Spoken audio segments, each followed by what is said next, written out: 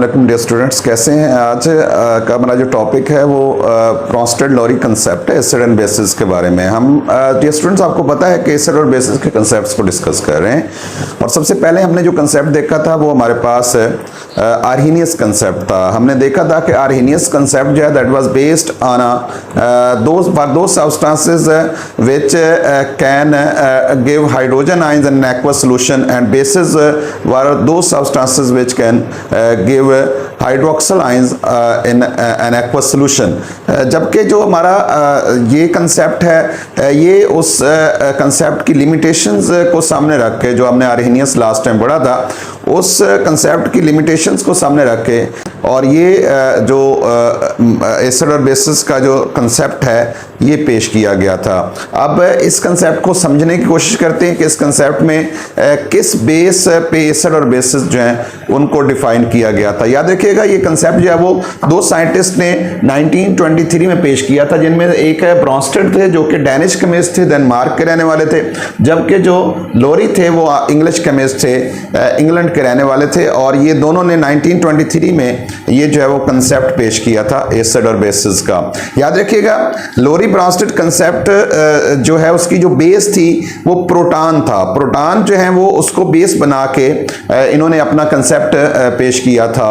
और according to Lowry Bronsted concept acids क्या थे। एसिड्स की डेफिनेशन कुछ यूं थी, a substance which can donate a proton, यानी जिस चीज के अंदर प्रोटॉन देने की सलाहियत है वो एसिड है। अब यहां पर प्रोटॉन या हाइड्रोजन आयन, प्रोटॉन जो है वो देने की सलाहियत होनी चाहिए और अब उस चीज को वाटर में डिसॉल्व करने की जरूरत नहीं है ये जस्टिफाई करने के लिए कि वो एसिड है या बेस है। अब हम सिर्फ ये बेस चीज देख रहे हैं कि यहां पर उन्होंने कहा था कि जो चीज भी प्रोटॉन दे सकती है, जिसके अंदर प्रोटॉन देने की सलाहियत है, वो एसिड है। और बेस क्या है, वो सब्सटेंस जो प्रोटॉन एक्सेप्ट कर सकता है, यानी इसमें OH वाली कंडीशन खत्म हो गई।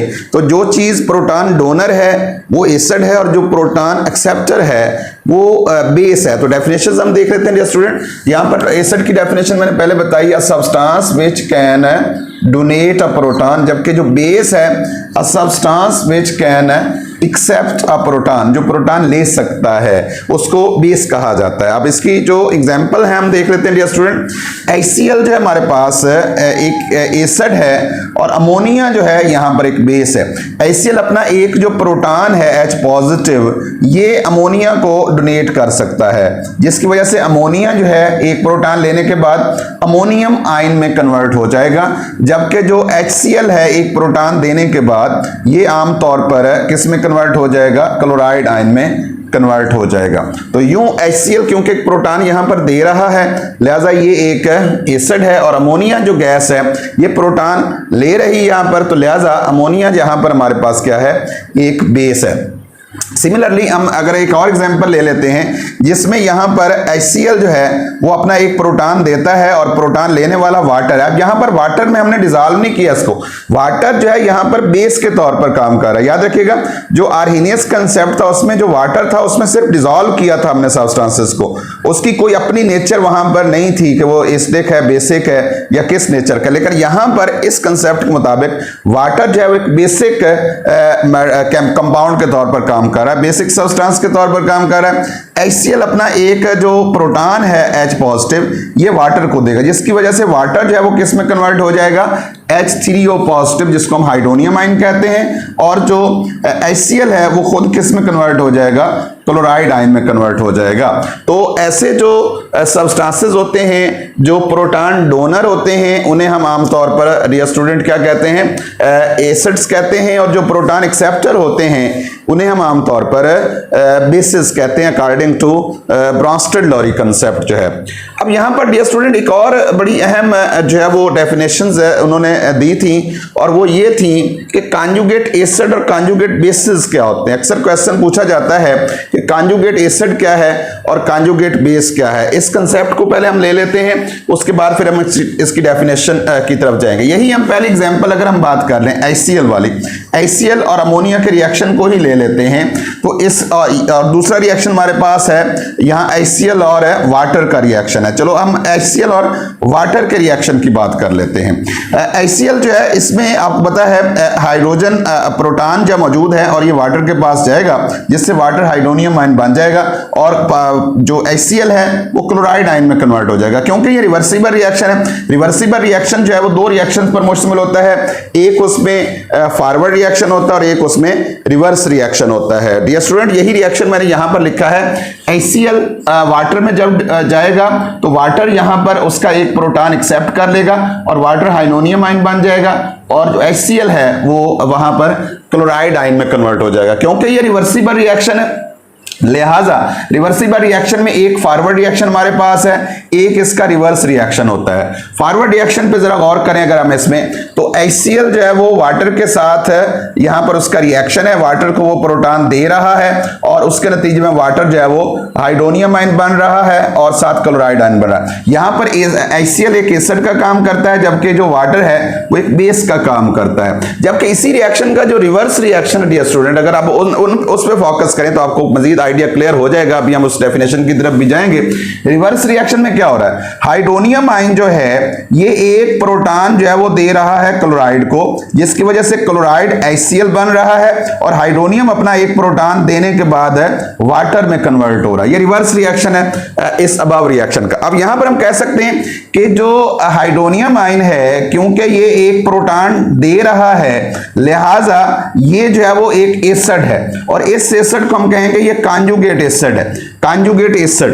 और Cl जो है वो क्योंकि रिवर्स रिएक्शन में एक प्रोटॉन कबूल कर एक्सेप्ट कर रहा है, लिहाजा यहां पर हम कहेंगे कि ये बेस है, लेकिन इस बेस को हम कहेंगे कांजुगेट बेस। तो कांजुगेट बेस जो है वो और कांजुगेट एसिड यहां पर कैसे बने हैं जरा तवज्जो करें, आपको जरा आइडिया हो इसका। जो H अब हम इसकी फॉर्मेशन की बात कर रहे हैं कि हाइड्रोनियम आयन बना कैसे था, हाइड्रोनियम आयन की फॉर्मेशन कैसे हुई थी।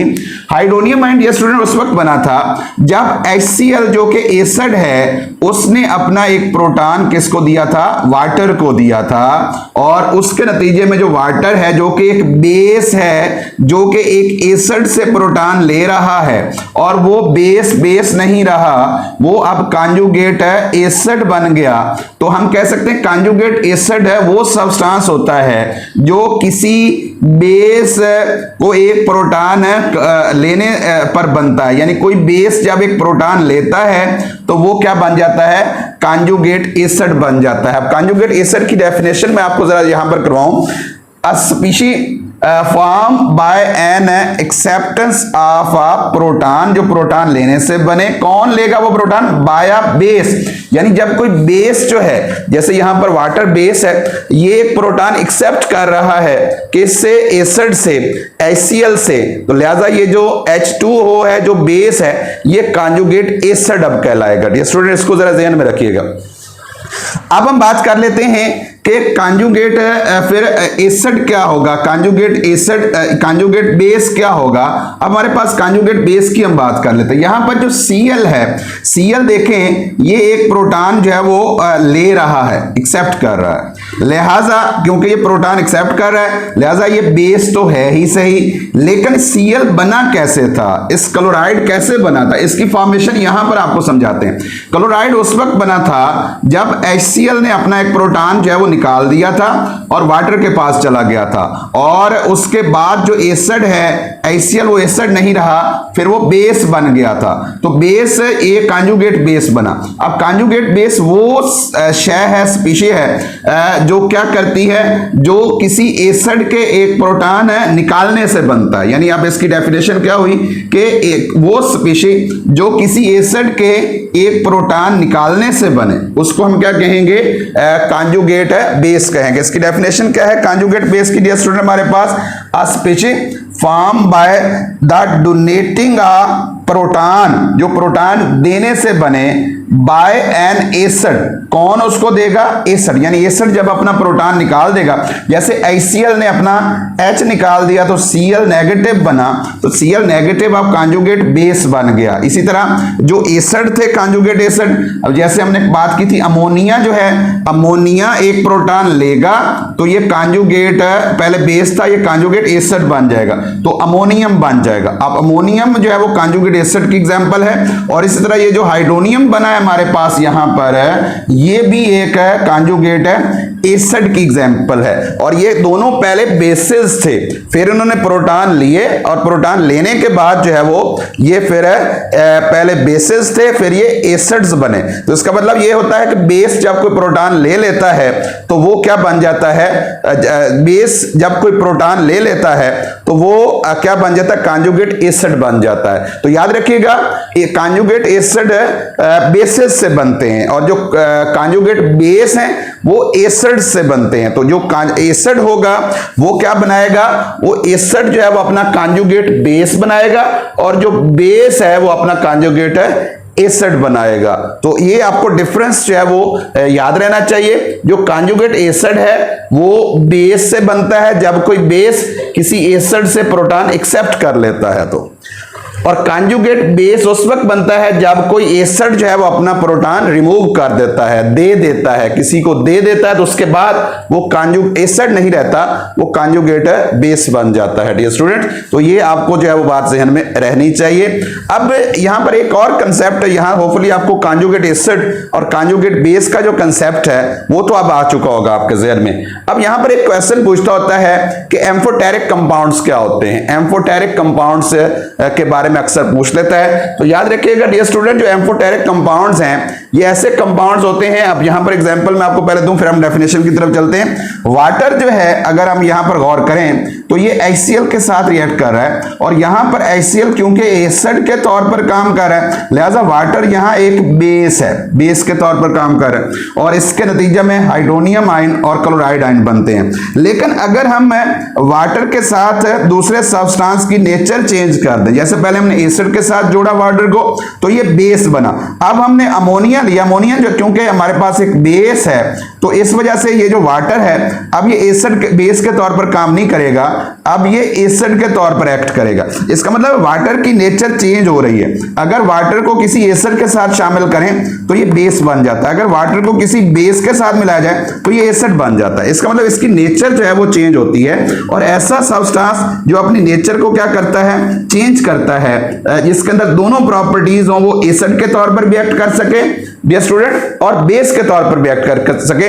जब वो दोनों सूरतों में एक्ट करता है तो उस सब्सटेंस को हम आमतौर पर एम्फोटेरिक कहते हैं। Amphoteric are those substances which have the ability to act both as acids and as well as a base, दोनों के तौर पर वो एक्ट कर सकता है। उसे हम आमतौर पर डियर स्टूडेंट्स क्या कहते हैं, एम्फोटेरिक कहते हैं। तो एम्फोटेरिक की डेफिनेशन है a substance which can act as an acid as well as a base, जो बेस के तौर पर भी काम कर सके और एसिड के तौर पर, दोनों के तौर पर काम करे। लेकिन डिपेंड किस पे करता है, डिपेंड इस पे करता है कि उसके जो है वो आगे किसके साथ उसको जो है वो हमने मिलाया है। तो वो अगर दूसरी चीज जो है वो एसिड है तो वाटर बेस के तौर पर काम करेगा, और अगर दूसरी शय जो है वो बेस है तो फिर वाटर जो है वो एसिड के तौर पर एक्ट करता है। तो ऐसे तमाम जो कंपाउंड्स होते हैं उनको हम एम्फोटेरिक कंपाउंड्स कहते हैं। होपफुली आपको यहां तक जो मेन बातें हैं,